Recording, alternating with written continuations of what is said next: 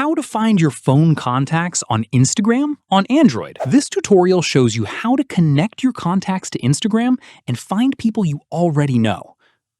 First, open the Instagram app on your Android device. After that, tap on your profile icon at the bottom right of the screen. From there, tap on the three lines at the top right to go to Settings. In the next step, go ahead and tap on Account Center. From there, tap on Your Informations and Permissions. At this stage, let me show you. Tap on Upload Contacts.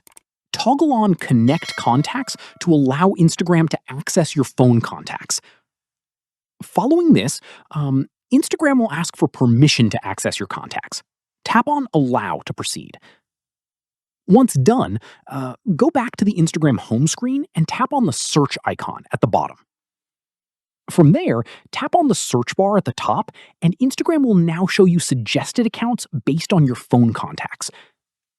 At this stage, you can also tap on Discover People. Here's an important note. Only contacts who have their account set to discoverable will show up in your suggestions. If someone has turned off contact syncing on their end, they won't appear in your list.